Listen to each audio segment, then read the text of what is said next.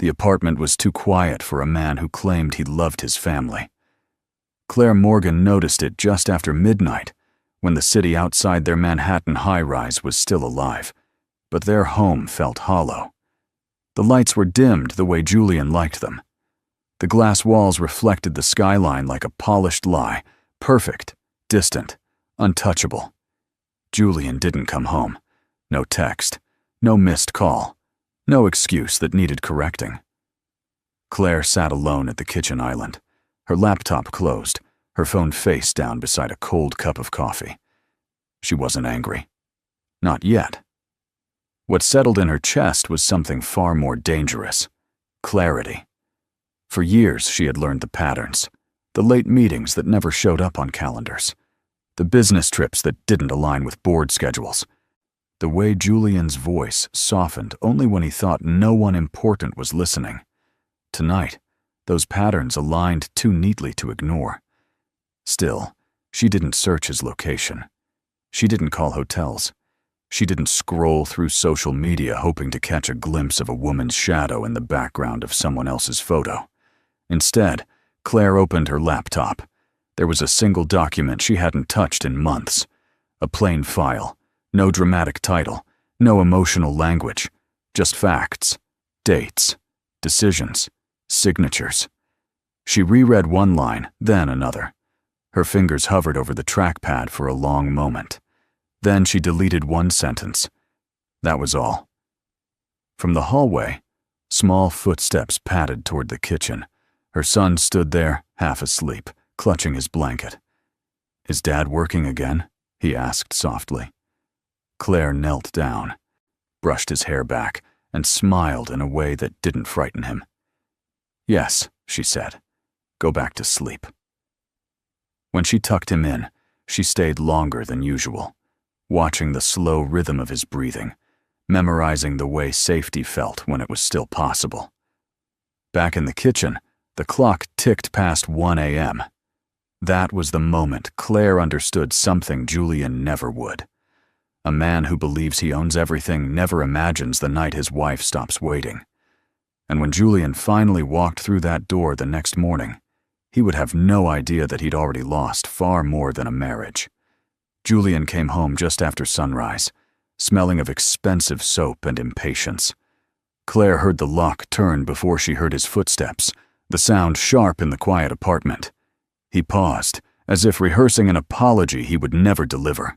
On the kitchen island waited a single envelope, cream paper, clean edges, his name centered, typed, precise. Julian frowned. "What's this?" he asked, already annoyed. Claire stood by the window, the city pale with morning. "It's what comes next," she said. He laughed, short and careless. He opened the envelope. Divorce papers. Signed. Dated. Not angry. Final. For a second, his confidence flickered. Then it returned, heavier.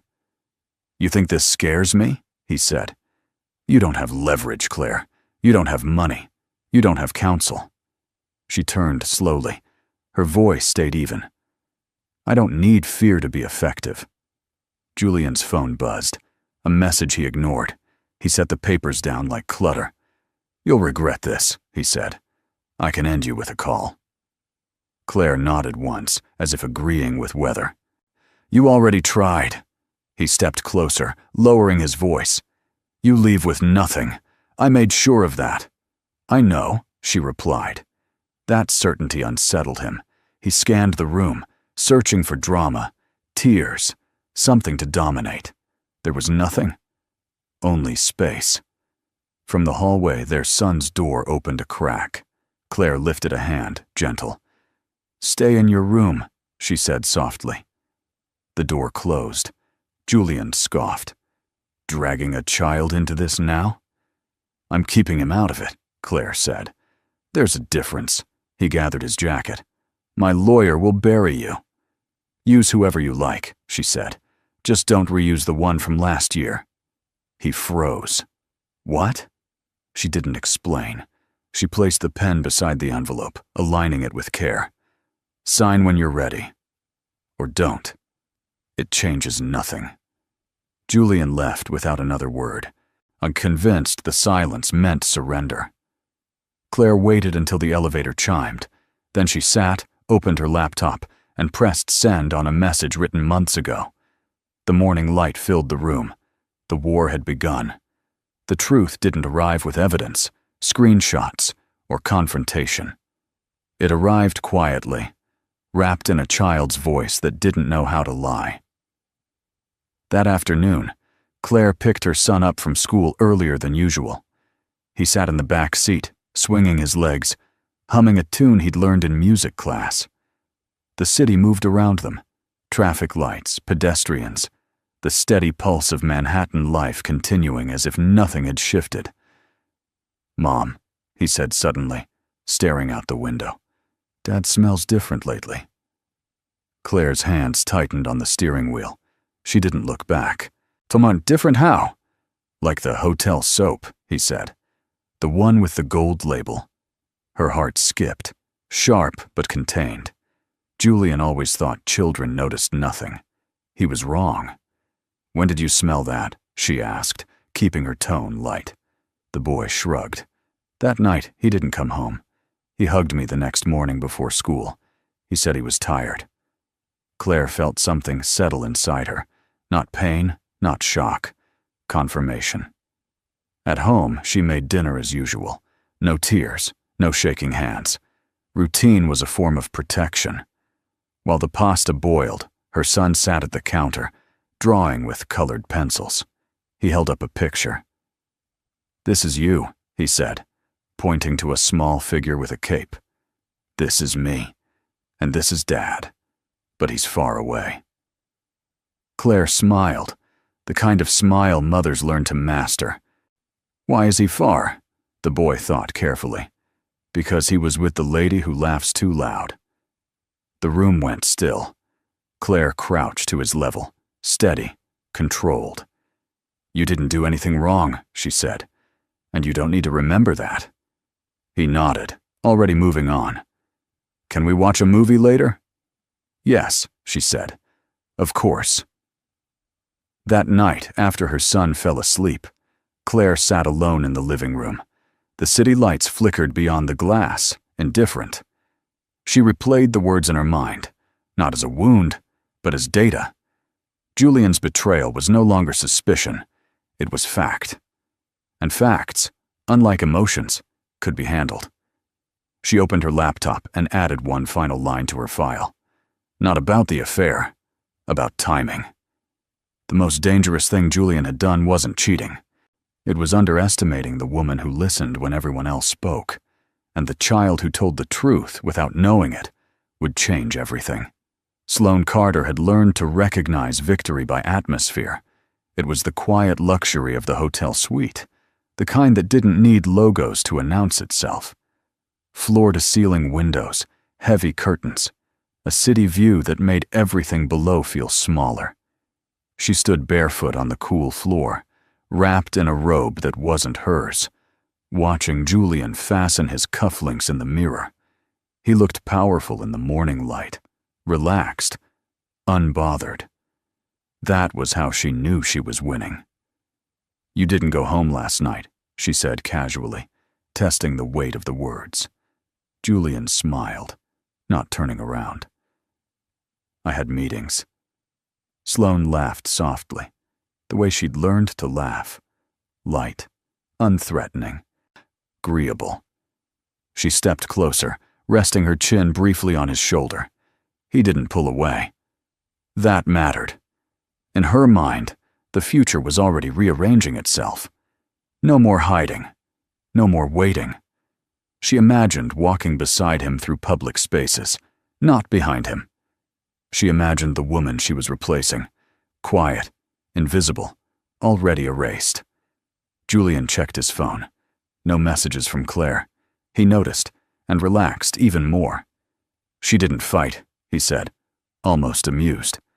"She signed." The words landed like champagne bubbles in Sloane's chest. "That's it?" she asked. "Just like that?" She never had a choice. Julian picked up his jacket. No promises, no declarations. But he didn't need to say anything. His calm was the promise. After he left, Sloane moved through the suite, untouching objects as if they were previews of a life she was about to inherit. The bed, the glass table, the view. She poured herself coffee and scrolled through her phone, already editing captions she hadn't posted yet. She didn't notice what was missing. No mention of timelines, no talk of lawyers, no acknowledgement of consequences. That afternoon, she met a friend for lunch and let the truth slip in pieces. "He's leaving his wife," she said, smiling. "It's complicated, but it's happening." Her friend raised an eyebrow. "And you?" Sloane hesitated, just for a second. "I'm chosen," she said finally. But that night, alone again, she replayed every conversation in her head. Not what Julian said, but what he didn't. Powerful men, she would soon learn, didn't choose women. They chose convenience. And Sloane Carter had mistaken proximity for security and silence for loyalty. By the time she realized the difference, it would already be too late. By the end of the week, Claire Morgan officially had nothing. Her credit cards stopped working first.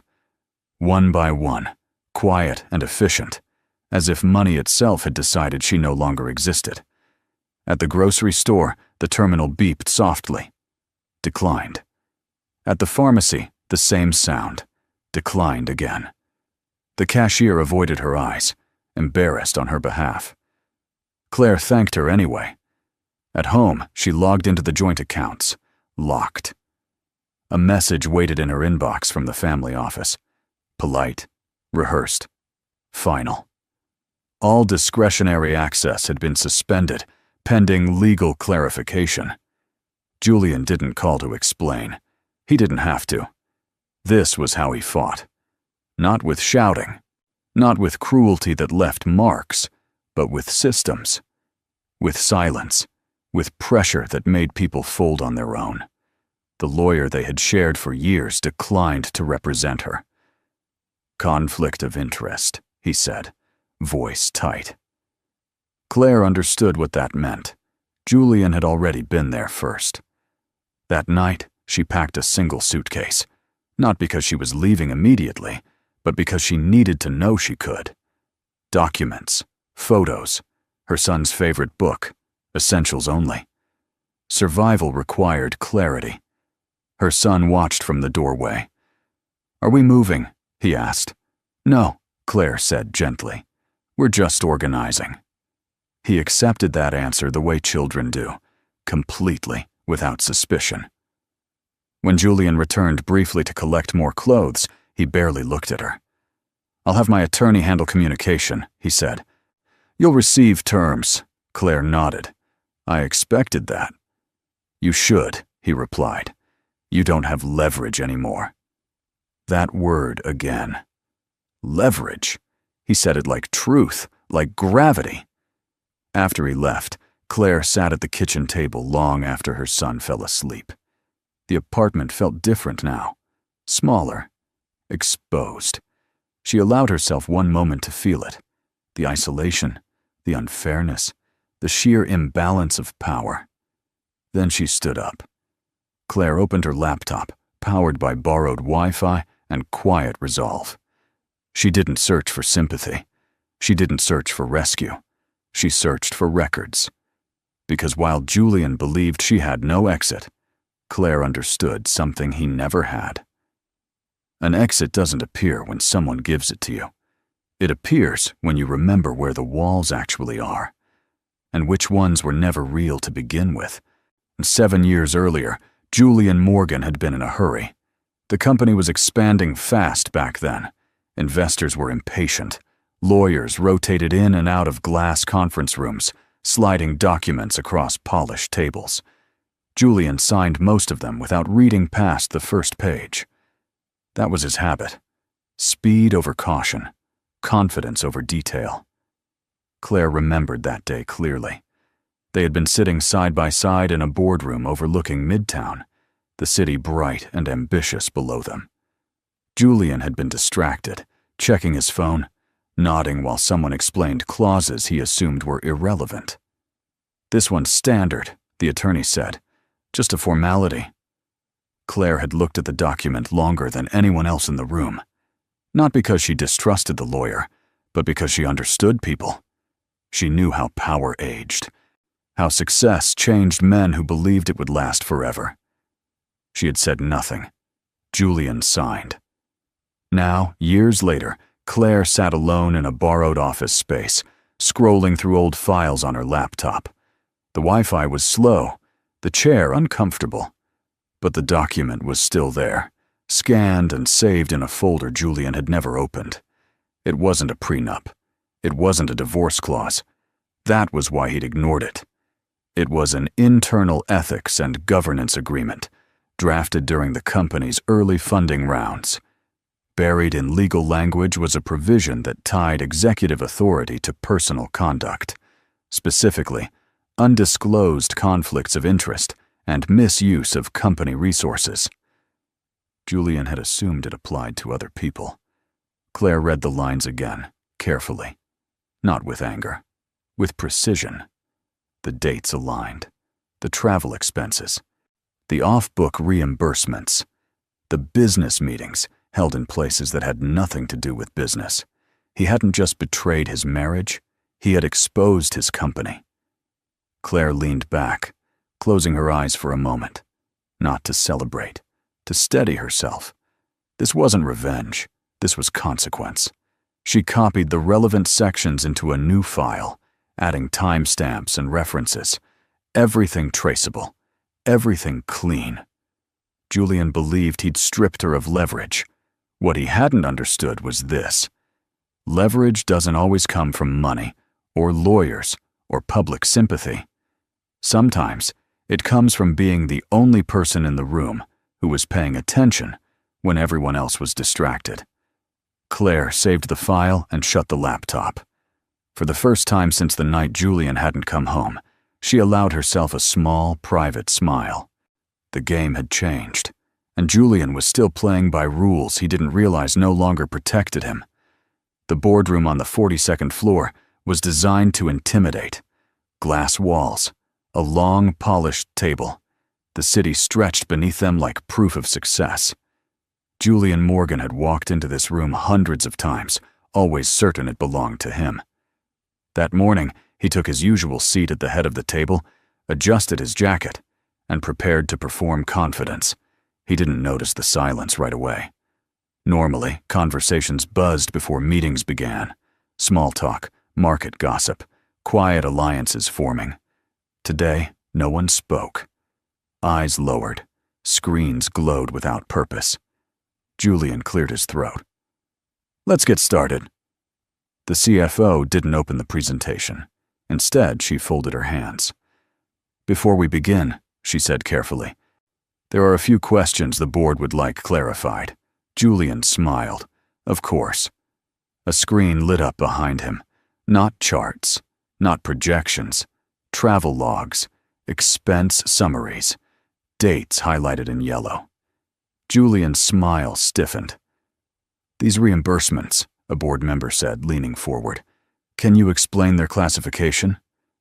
Julian glanced at the screen. Hotels, flights, private bookings, all familiar, all defensible, at least they used to be. "They were business-related," he said. "Approved through proper channels," another voice cut in. "Approved by whom?" Julian paused. Just long enough. The room felt smaller now. He sensed it. The shift. Not accusation yet. Suspicion. The kind that didn't fade. "There are discrepancies," the CFO continued. "Locations that don't align with client activity. Repeated overlaps with personal travel." Julian's jaw tightened.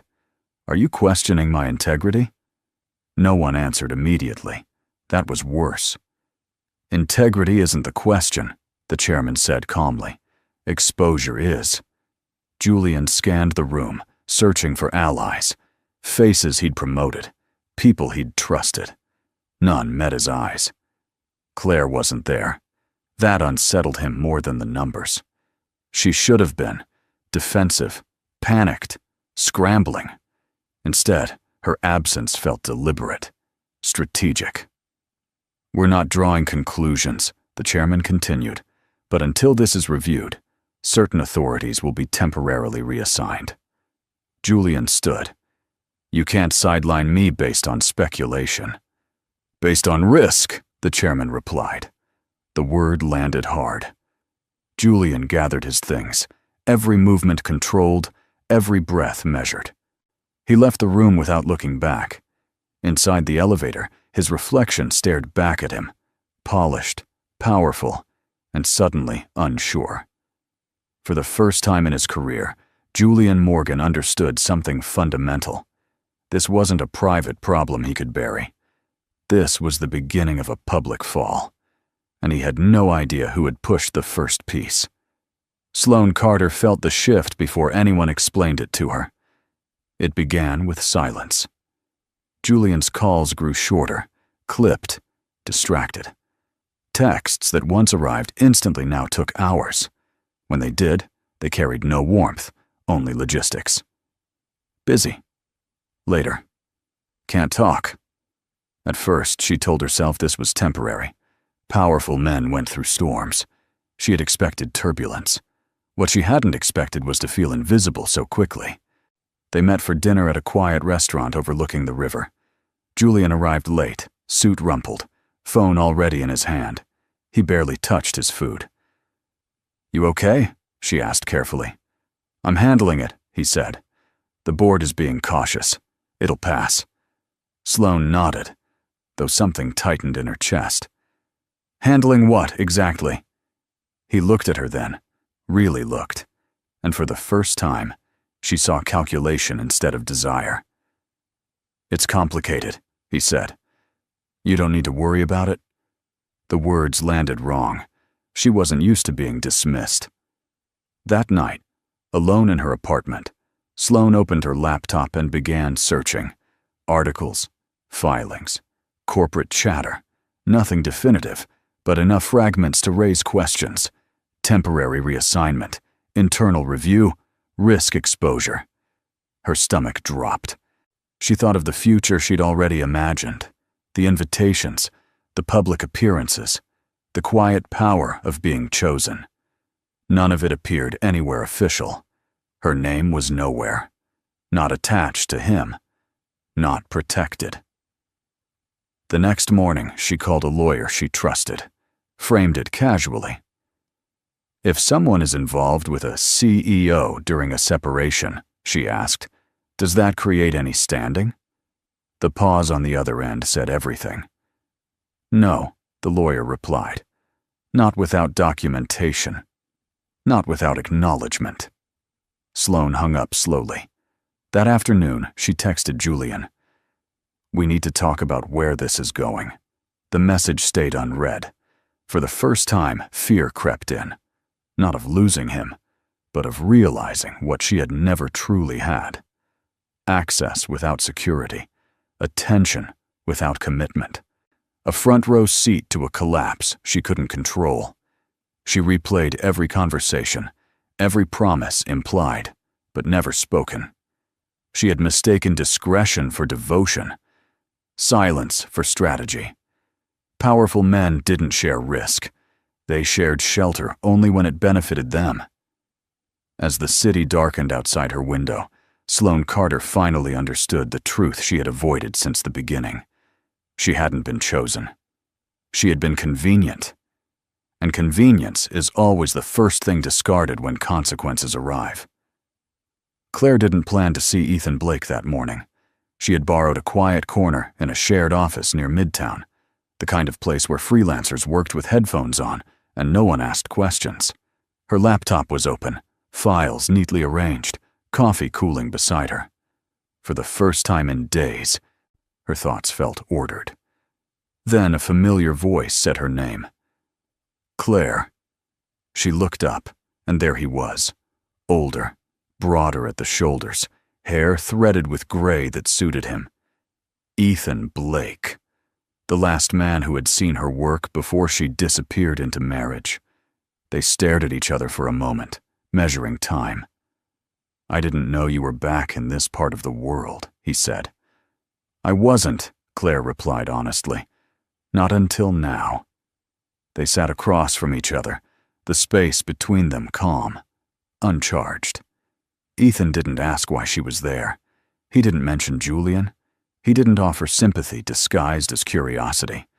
Instead, he glanced at her screen. "You still organize your notes the same way," he said. "Dates first, feelings last." Claire allowed herself a small smile. None some habits survive. Ethan ordered coffee for both of them without asking. Black, the way she used to take it during long nights preparing briefs no one else wanted to read. "I heard things," he said finally. "Nothing specific." "That's intentional," Claire replied. He nodded. "Good." There was relief in that, being understood without performance. Ethan had always known when to listen, and more importantly, when not to speak. "You don't look broken," he said. Not as a compliment, as an observation. "I'm not," Claire said. "I'm just recalibrating." Ethan leaned back. "If you need perspective, I have some. If you need distance, I respect that too." She studied him for a moment, then closed her laptop. "I might need someone who remembers who I was before all this." His expression softened, not with pity, but recognition. "Why, I never forgot." They didn't touch. They didn't make plans. They simply sat, two people aligned in the quiet after impact. When Claire left the office later, she felt lighter, not because someone had offered to save her, but because someone had seen her strength without needing proof.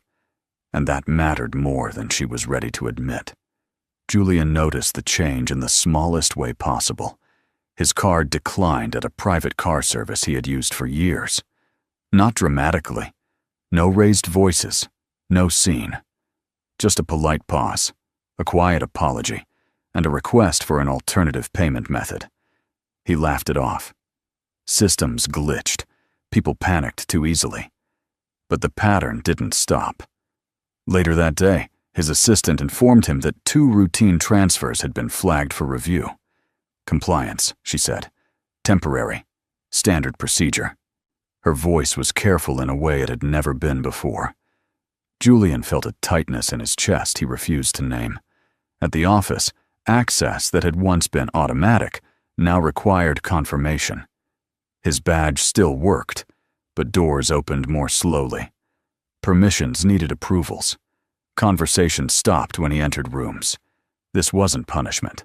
This was caution. In his glass-walled office, Julian made calls. Bankers first, then legal, then a member of the board he considered loyal. Each conversation ended the same way. Measured, vague, distant. "Let's wait until the review is complete," they said. Review. The word echoed. That evening, Julian returned to his apartment alone. The space felt unfamiliar without Claire's quiet order. He poured a drink and checked his phone. No messages from Sloane. He hadn't noticed when that stopped. For the first time, he opened his laptop and searched his own name. Nothing catastrophic. Yet. But the language was shifting. Internal assessment. Risk management. Governance concerns. Julian slammed the laptop shut. He told himself this was temporary. He had survived worse. He had built himself from nothing. A man like him didn't fall because of paperwork. But beneath the confidence, something else moved. Doubt. Across the city, Claire sat in a small, borrowed space, reading confirmation emails one by one. She hadn't sent accusations. She hadn't leaked stories. She had simply allowed the right processes to begin. The illusion Julian lived inside, of control, of immunity, was cracking not from attack, but from exposure. That was the most dangerous kind. When Julian finally lay awake that night, staring at the ceiling, it wasn't Claire he thought about. It was the feeling he could no longer escape. The realization that power only lasts while people believe in it. And belief, once shaken, never returns quietly. Claire didn't ask for help. That was the mistake everyone assumed she would make. Instead, help arrived the way it often does in real life, quietly, from someone who had been watching longer than anyone realized. The call came late in the afternoon from a number she didn't recognize. Claire let it ring once before answering. "Claire Morgan," a man said calmly. "This is Daniel Reeves." She straightened slightly. Reeves was a senior board member at Julian's company, conservative, careful, known for never choosing sides until the outcome was clear. "I'm listening," she replied. There was a pause on the line. "I won't take much of your time. I just wanted to confirm something." "Go ahead." "You didn't initiate the compliance review," he said. "Not a question, a statement." Claire smiled faintly. "No." Another pause, longer this time. "But you knew it would happen." "Yes." Reeves exhaled slowly, as if releasing a weight he'd carried alone. "That's what I thought," he explained without embellishment. The board had uncovered inconsistencies months ago but lacked context. When the internal ethics file resurfaced, clean, documented, impossible to dismiss, it gave them exactly what they needed. Not a scandal. A process. "No one wants a public implosion," Reeves said, "but we can't protect someone who's become a liability." "I'm not asking you to," Claire replied. "That's why I called," he said. "You're not trying to burn anything down. You're just letting the truth stand." After the call ended, Claire sat still for a long moment. Not relieved, not triumphant, grounded. Across town, Julian sensed something had shifted again. Messages went unanswered. Meetings were postponed. A name he trusted no longer returned his calls. The ground beneath him wasn't collapsing. It was withdrawing. That night, Claire walked her son through the park near their apartment. The air was cool, the sky dimming into evening. He kicked at fallen leaves, laughing, unaware of boardrooms or leverage or power. "You okay, Mom?" he asked suddenly. "Yes," she said honestly. "I am." And for the first time, that answer didn't feel like something she was practicing. An ally had stepped forward, not out of loyalty, not out of affection, but out of alignment with reality. That was more powerful than friendship, because when the truth stands on its own, it doesn't need defenders. It only needs people brave enough to stop protecting the lie. Julian hadn't planned to see his son that evening. The day had drained him in ways he didn't yet have language for. Meetings postponed, calls unanswered. The unnerving sense that the ground beneath his authority was thinning. He told himself he needed rest, distance, control. But when he stepped into the apartment to pick up a few remaining things, his son was there, sitting cross-legged on the living room floor, building something from mismatched blocks. "Dad," the boy said, looking up. "You're early." Julian forced a smile. "Just grabbing some stuff." The child nodded, accepting the answer without suspicion. He always did. Julian had counted on that, on how little children asked for, how easily they adjusted. As Julian moved through the room, he felt watched, not judged, observed. "Dad," his son said again, quieter this time. "Why do grown-ups get scared when they're not loud anymore?" Julian stopped. "What do you mean?" he asked, keeping his voice steady. The boy stacked 2 blocks carefully. "You used to talk a lot. On the phone. Loud. Now you don't. And your face looks different." The words landed without accusation, without intent. That was what made them dangerous. Julian crouched, searching for something convincing. "I'm just tired," he said. "Work stuff." The boy studied him, eyes clear. "Mom's not tired like that." Julian's chest tightened. "She's strong," he said finally. His son nodded. "Yeah, she doesn't look scared." The room felt smaller, not because of walls, but because Julian had nowhere to step that didn't reveal something. He stood too quickly. "I have to go." "Okay," the boy said. Then, as Julian reached the door, he added, "Dad?" Julian turned. "You're not bad," his son said. "You're just losing."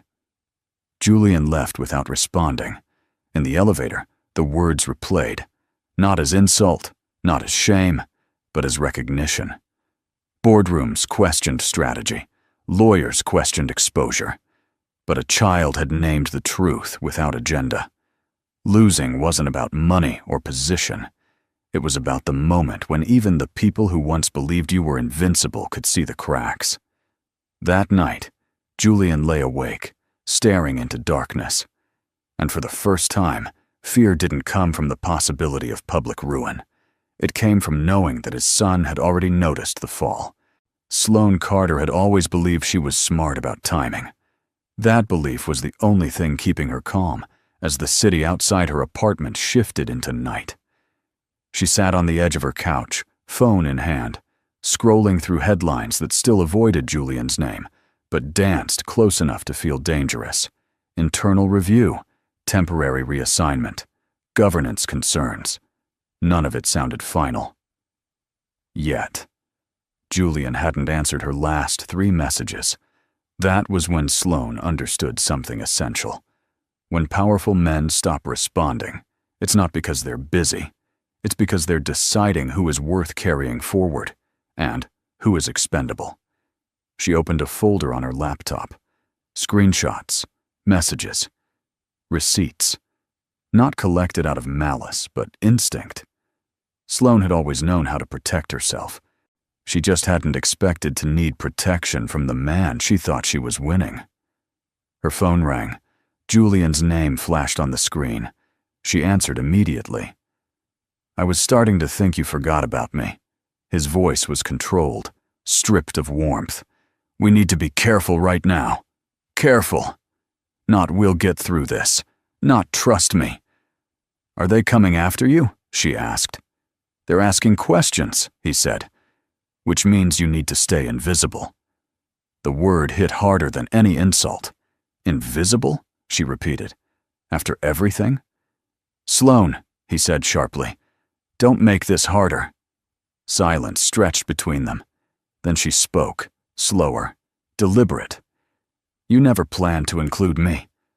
Julian didn't deny it. That was the answer. After the call ended, Sloane didn't cry. She didn't scream.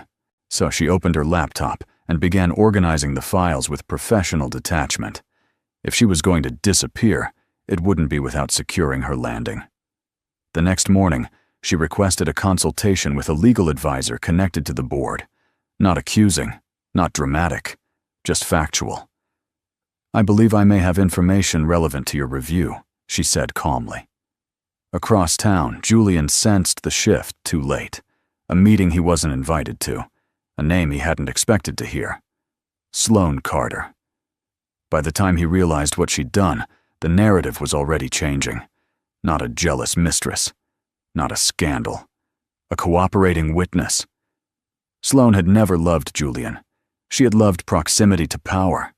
And when power wavered, she did what survival demanded. She stepped away from him, carrying the final piece that ensured his fall would not be temporary and not forgivable. The gala at the Plaza Hotel was meant to stabilize the narrative. Crystal lights, controlled smiles, donors in tailored suits, everything designed to suggest continuity. Julian Morgan arrived late, as usual, believing timing still belonged to him. Cameras flashed.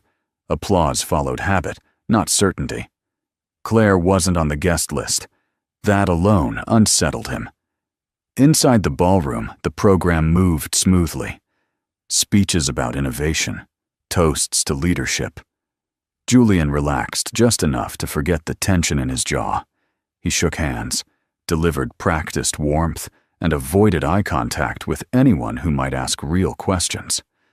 Then the moderator announced a brief Q&A. Julian's smile froze. A man near the front stood. Not a journalist, not an activist. A donor. Old money. Calm voice. "This question is from Mr. Morgan," he said. Regarding the company's ethics framework adopted in its early funding rounds, can you confirm whether executive conduct clauses were triggered during the current internal review? The room went quiet. Julian's pulse spiked. He searched the faces around him, looking for a cue, a lifeline. None came. "That framework is confidential," he said, choosing firmness. "Internal matters shouldn't be speculated on in public." The man nodded. "Understood. Then perhaps you can clarify whether personal reimbursements overlapping with undisclosed relationships constitute a conflict under that same framework." A murmur rippled through the crowd, soft, restrained, unmistakable. Julian felt heat climb his neck, and he opened his mouth, then closed it. Any answer would confirm what silence already had. From the side of the room, a board member stood, not to accuse, to conclude. "For transparency," he said evenly, "the company will issue a statement following tonight's event." That was it. No shouting, no scandalous reveal, just alignment. The truth placed where it could no longer be ignored. Julian forced a nod, the gesture stiff, ceremonial. Applause followed, thin, polite, obligatory. Cameras caught the moment his smile cracked, just enough. Outside, the city lights burned steady, indifferent to collapse. Across town, Claire watched the live stream on mute. She didn't smile. She didn't flinch. She simply closed her laptop when it was over. The exposure wasn't about humiliation. It was about ending the illusion. Julian had built his power on control of rooms like this. Tonight, a single question, asked at the right place by the right voice, had taken that control away. And there would be no rewriting what everyone had already seen. The morning after the gala, Julian Morgan woke up to a different city. It looked the same from his penthouse windows. Steel, glass, ambition stacked toward the sky. But it no longer responded to him. His phone was full, yet empty. Messages arrived, carefully worded, stripped of loyalty. Meetings were postponed. Calls were redirected. The language of power had changed overnight. At 9 a.m., a calendar notification appeared. Special board session. Attendance required. No agenda attached. Julian arrived early, dressed sharper than usual, as if precision could still command respect. The boardroom felt colder than before. The seats were filled, but the energy was vacant, procedural. The chairman didn't waste time. "Julian," he said, folding his hands, "this isn't disciplinary, it's structural." Julian scoffed lightly. "You're overreacting to optics." "This isn't about optics," the chairman replied. "It's about exposure and risk." A folder slid across the table toward him. Inside were documents Julian had seen before, only now they were arranged differently. Timelines aligned, patterns highlighted, language tightened. "Effective immediately," the chairman continued. "Your executive authority is suspended pending final review. Interim leadership has been appointed." Julian stared at him. "You're removing me." "We're removing uncertainty," another board member said. "You've become it." The words landed harder than anger ever could. Julian stood abruptly. "This company exists because of me." "It exists despite you now," the chairman replied calmly. Silence followed. Final. Administrative. Irreversible. Julian left the building through a side exit. No cameras, no audience. Just glass doors closing behind him, locking out the world that once revolved around his signature. Across town, Claire received the update in a single-sentence email. No celebration. No relief. Just confirmation. She closed her laptop and took her son to school, holding his hand a little longer at the crosswalk. The city moved around them, unaware that an empire had shifted. Julian spent the afternoon alone, pacing rooms that suddenly felt ornamental. He replayed every decision, every assumption, and searching for the moment things turned. He didn't realize yet that the fall wasn't punishment. It was consequence. Power had not been taken from him violently. It had simply stepped away, because too many people had stopped believing he deserved it. And once belief leaves, nothing built on it can remain standing. Sloane Carter packed her apartment in silence. There were no tears, no dramatic phone calls, no friends rushing over with sympathy. Just boxes stacked neatly by the door, and the low hum of the city outside, indifferent as ever. The lease would end in 2 weeks. The invitations had stopped coming even sooner. Her phone buzzed once, an alert from a financial app reminding her of a balance that hadn't changed in days. She closed it without reading. Money had never been the real currency she was after. It was access, visibility, security by association. And now, none of that existed. Julian hadn't called since the board decision became public. Not to explain, not to apologize, not even to ask what she planned to do. The distance between them had solidified into something permanent, like glass cooling after it shatters. Sloane scrolled through old messages, noticing what she hadn't before. How often she'd filled the silence. How rarely he'd committed to anything that could be held against him.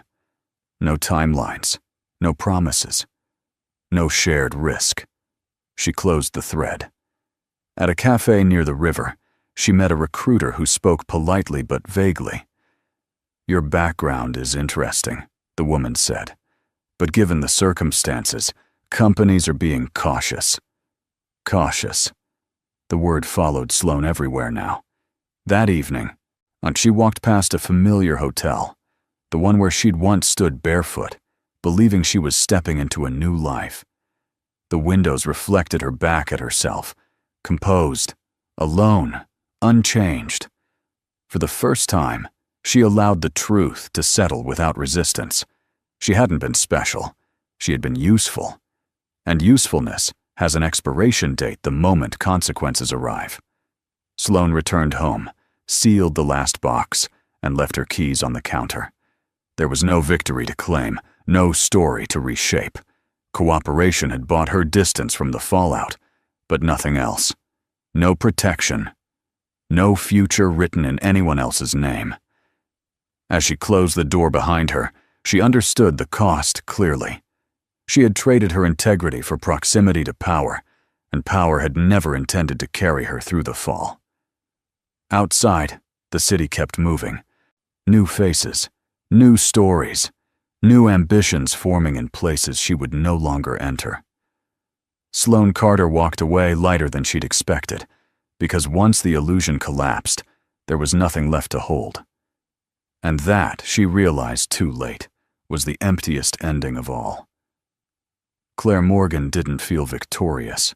That surprised her. The headlines had shifted. Julian's name appeared less often now, stripped of titles, framed in past tense. Friends forwarded articles, as if they were trophies. Strangers sent quiet messages of admiration. Everyone expected relief, celebration, closure. What Claire felt instead was space. On a Saturday morning, she took her son to Central Park. No agenda, no phone calls waiting. The air was crisp, sunlight cutting clean lines through the trees. He ran ahead, chasing pigeons, Todd laughing without looking back to see if she was watching. She always was. They sat on a bench near the water, sharing a pretzel from a street cart. Ordinary. Unremarkable. Perfect. "You're smiling more," her son said, swinging his legs. Claire glanced at him. "Am I?" He nodded. "Like before." Before. The word didn't hurt anymore. That afternoon, Claire declined an invitation to speak at a private event. Then another. And another. She wasn't hiding. She was choosing. There was a difference. She spent the evening organizing her apartment, not erasing the past, just reshaping it. Photos moved, files archived, a chapter closed without ceremony. When she found an old notebook from years ago, she flipped through it slowly. Ideas, plans, versions of herself she had postponed. None of them were gone. Claire made tea and sat by the window, as the city settled into night. She didn't think about Julian, not out of discipline, but because her mind no longer returned there naturally. Power had left him, and with it, his gravity. Her phone buzzed. A short message from Ethan. "No rush. Just wanted to say I'm glad you're breathing easier." Claire smiled. She didn't reply right away. Peace had taught her that nothing meaningful needed to be rushed. Later, when her son slept, she stood in the quiet and listened. To the hum of traffic, to her own steady breath, to the absence of tension she had once mistaken for normal life. Claire hadn't won by destroying anyone. She had won by refusing to let the damage define her future. And that choice, the decision to stop fighting a war that no longer existed, was the moment her life truly became her own again. Healing didn't arrive the way Claire once imagined it would. There were no sudden breakthroughs, no cinematic moments of forgiveness or release. What came instead were small decisions, repeated daily, until they reshaped her life from the inside out. On weekday mornings, after walking her son to school, Claire stopped at the same cafe. She ordered the same drink, sat at the same corner table, and opened a book she'd owned for years, but never had time to read. Not to escape. To remember how it felt to think without interruption. Healing, she learned, was discipline. Some days were easier than others. There were mornings when an old memory surfaced unexpectedly, a phrase Julian used to say, a tone that once made her shrink. When that happened, Claire didn't argue with it. She acknowledged it, then let it pass. My pain only demanded attention when it was ignored. She rebuilt her routines carefully. Exercise not to punish her body, but to feel present in it. Work not to prove anything, but to engage her mind again. Evenings spent cooking simple meals, listening to her son describe his day in vivid, unfiltered detail. "You seem calm," he told her one night. "Like when we went to the beach." Claire smiled. Calm. That was the word she'd been reaching for without knowing it. There were invitations she declined, and opportunities she postponed. Healing wasn't about filling space as quickly as possible. It was about choosing what deserved to enter it. Late one evening, Claire opened her laptop and reread the file that had started everything. The dates, the facts, the precision. She closed it gently and archived it. Not erased. Just placed where it belonged, in the past. She realized then that healing wasn't about forgetting what had happened. It was about no longer needing to revisit it to feel whole. Claire shut down the laptop and turned off the lights. The apartment felt warm, grounded, hers. No tension lingered in the walls.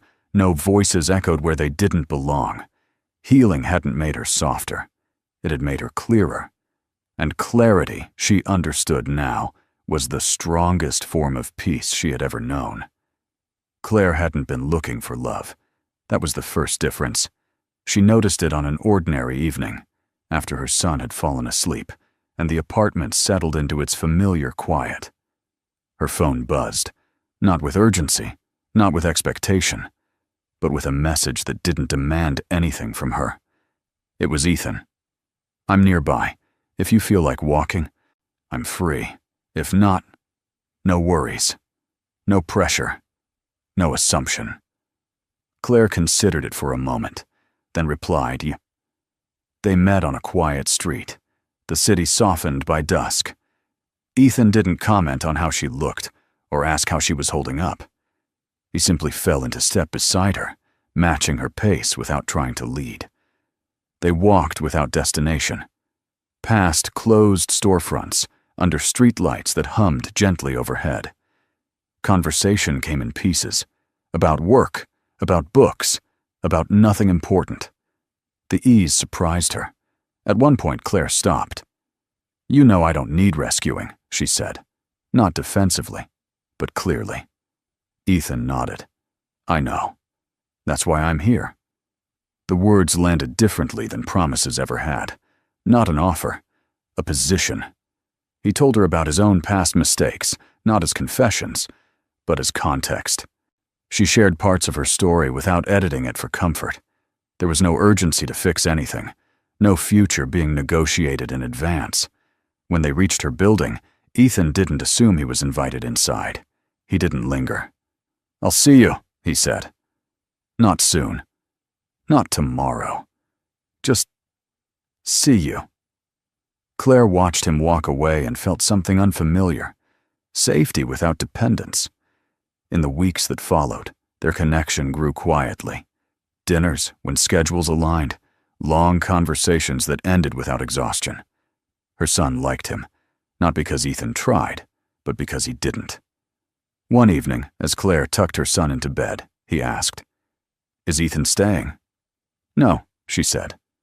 "He goes home." Her son smiled sleepily. "That's good. He still comes back." Claire understood then what made this different. Love wasn't being offered as a replacement for pain.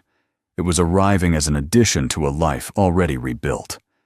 For the first time, Claire wasn't choosing a man to fill a void or stabilize her world. She was choosing someone because her world was finally stable enough to share. And that, she realized, was the only kind of love worth accepting. Julian Morgan learned what silence sounds like after the fall. It wasn't dramatic. No sirens, no crowds, just empty rooms and unanswered messages. The penthouse echoed now, stripped of the rhythm that once validated him. His phone still worked, but it no longer commanded. Names that used to answer immediately had been replaced by polite delays and formal distance. He told himself it was temporary, but time kept moving without him. When the final board decision arrived, it came in a brief email. No negotiation. No appeal. The language was clean, irreversible. Julian closed his laptop and stared out at the skyline he no longer shaped. Power hadn't been stolen from him. It had expired. Across the city, Claire stood in a sunlit room, fastening a simple necklace before leaving the apartment. Her life had narrowed in the best way. Fewer distractions, fewer compromises, clearer mornings.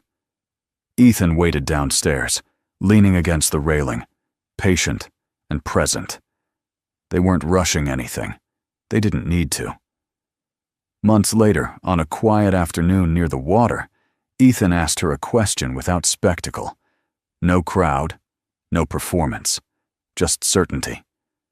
Claire said yes without hesitation, not because she needed safety, because she recognized partnership. Her son walked between them, holding their hands, unconcerned with symbolism. He had learned something important from watching his mother rebuild her life. Not loudly, not bitterly, but honestly.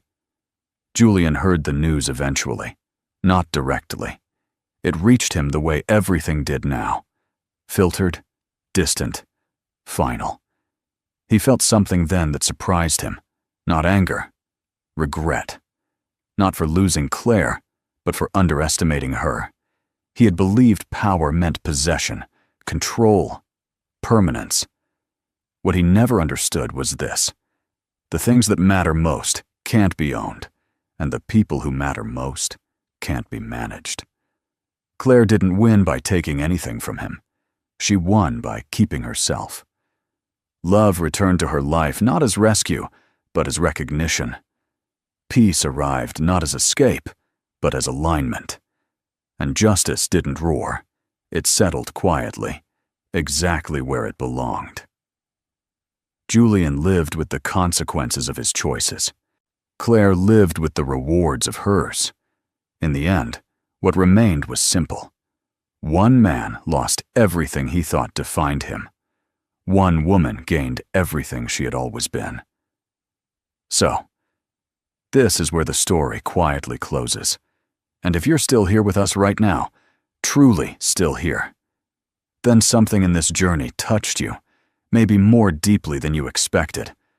Stories like this aren't really about billionaires, betrayals, or dramatic falls from power. They're about something far closer to our everyday lives. The moment we realize we can't control other people, only how we respond to what they do. As Marcus Aurelius once wrote, "You have power over your mind, not outside events. Realize this, and you will find strength." Claire didn't heal by winning louder or hurting back harder. She healed by choosing clarity, dignity, tone, and peace when chaos invited her to become bitter. Another Stoic truth says, "The best revenge is not to be like your enemy." And that's exactly what happened here. Justice didn't arrive as noise. It arrived as alignment, as consequence, as truth catching up, quietly, inevitably. If this story resonated with you, maybe it's because you're rebuilding too. Maybe you're learning that walking away with your integrity intact is not a loss. It's a beginning. If that's the case, don't go through it alone. Like, share, and subscribe so we can keep telling stories that heal, not just entertain. And thank you for staying until the end. This story is a work of fiction created for storytelling and educational purposes. All characters, events, companies, and situations depicted in this video are entirely fictional and do not represent any real individuals, businesses, or actual events. Any resemblance to real people or real-life situations is purely coincidental. The narrative is intended to explore emotional resilience, personal growth, and the consequences of human choices through a dramatic lens, not to report factual claims or real-world allegations. The themes discussed, such as relationships, ethics, healing, and accountability, are presented as part of a fictional story meant to inspire reflection and conversation. Viewers are encouraged to interpret the content as a dramatized scenario rather than a statement of fact. This video does not provide legal, financial, or personal advice and should not be understood as commentary on real individuals or organizations. And its purpose is to tell a story that highlights universal life lessons in a creative and responsible way.